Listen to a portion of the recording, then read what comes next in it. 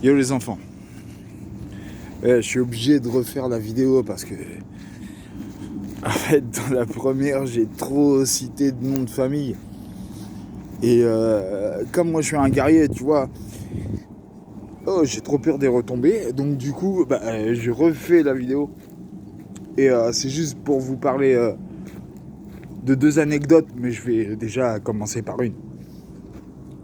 Sur la première femme de ma vie, qui est ma punaise de mère. Ah, parce que la deuxième femme de ma vie, c'est quand même ma fille, t'as vu. Même si... Bon, rentre pas dans des polémiques, Steve, laisse tomber. Ok. Ah, c'est mon côté schizophrène. Bon, je vais vous expliquer un truc qui m'a perturbé toute ma vie et qui me perturbera de toute façon. De toute façon, on sait très bien, en tant qu'homme, première femme qui va te perturber ta vie, c'est ta mère. La deuxième, normalement, c'est ta femme. La troisième, c'est ta fille. Moi, dans la chronologie des choses, première femme qui me perturbe ma vie, c'est mon petit côté féminin. Ouais. Non, c'est quand même ma mère.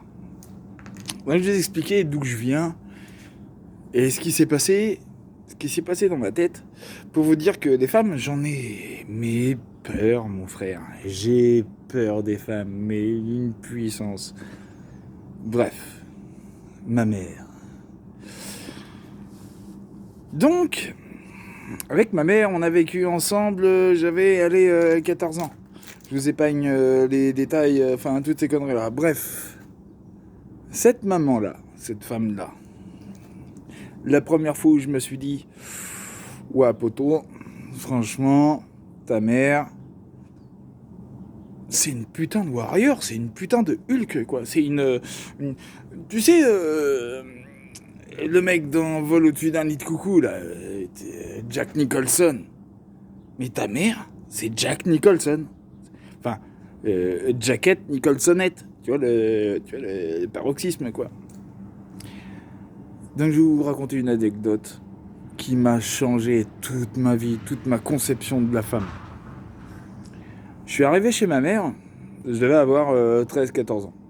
Donc, comme je vous ai dit tout à l'heure, je vous épargne les détails de ma vie, je vous épargne les détails du passé. Bref, il s'est fait que on s'est vraiment retrouvés avec ma maman quand j'avais 13-14 ans. J'avais fait et vécu des vacances avec elle dans un lieu qu'on appelle Saint-Martin-le-Beau, c'est-à-dire là où je suis là actuellement. Donc pour vous dire que moi qui venais de région parisienne, Saint-Martin-le-Beau, région parisienne, je passais de les anges de la télé-réalité à Koh-Lanta. Tu vois le truc? Je passais de meuf siliconée, alors à l'époque ça n'existait pas, meuf Playmobilée à l'amour est dans le pré, donc voilà. Mais je ne cherchais pas l'amour, hein.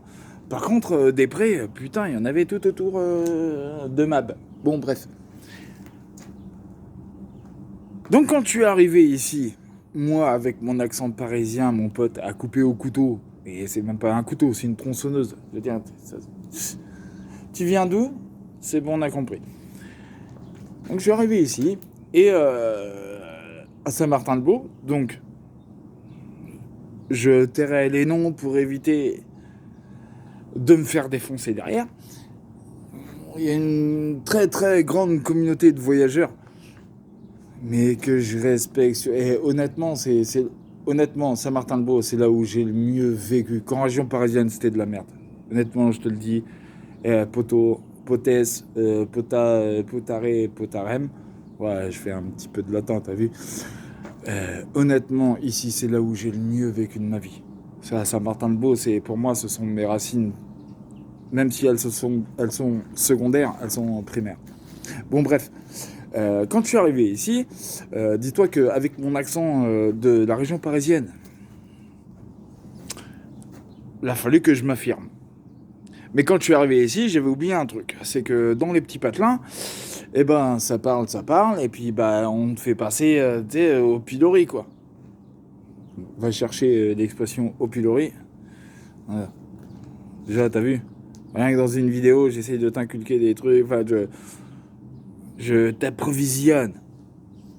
C'est pas le mot, mais on s'en bat les couilles. Bon, Et donc, du coup, quand je suis arrivé ici, dis-toi qu'il a fallu que je me fasse accepter.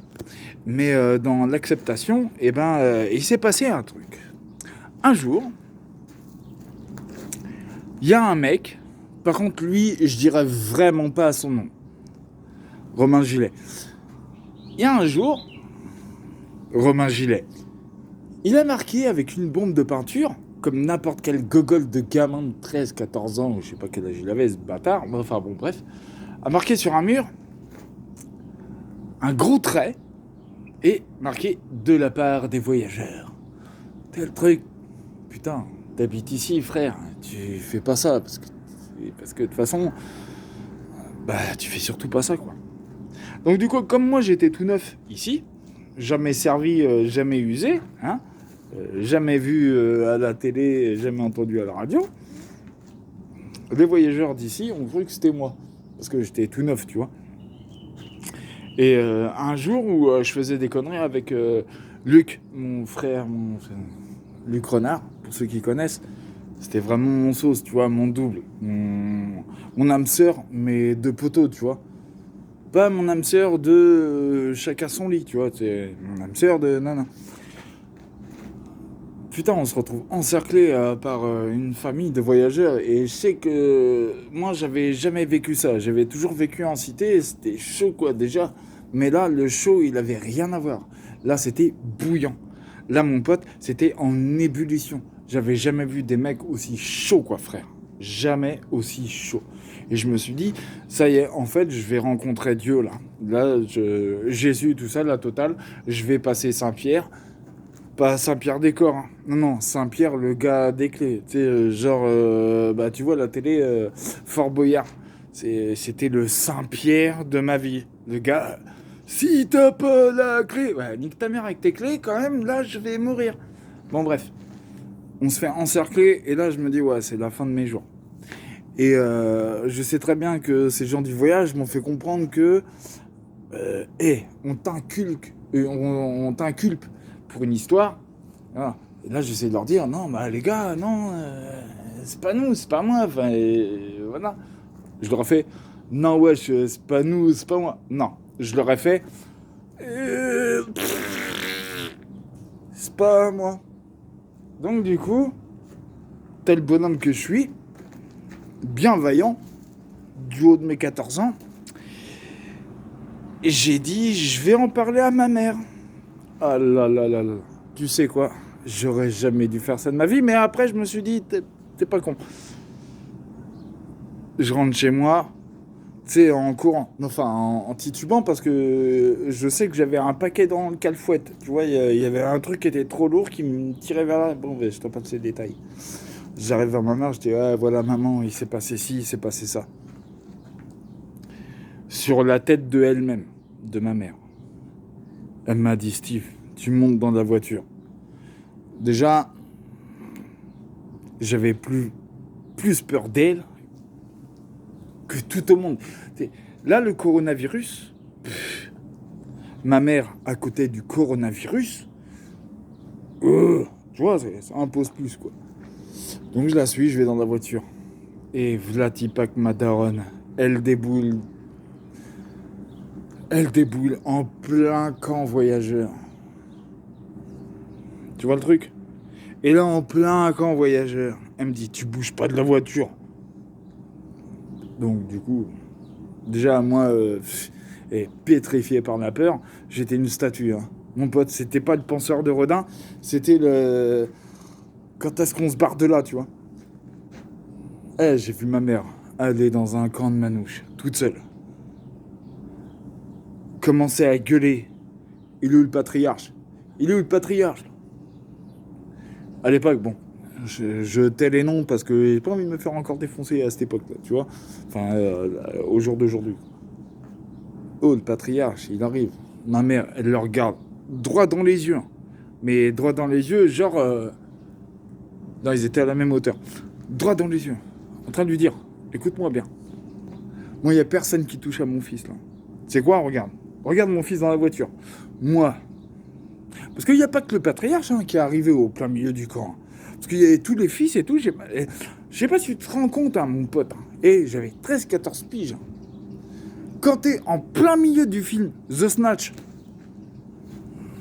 que tu sais très bien que tu vas pas avoir la camping bleue, et t'es comme ça, là, dans la voiture, et que tu vois une vingtaine de voyageurs, mon frère, qui sont en train de te regarder dans les yeux, en train de regarder ta mère et tout, machin, nani, nana, tu fais, bon, notre Seigneur qui est plein de grâce et que, est-ce que je peux m'enfuir en courant?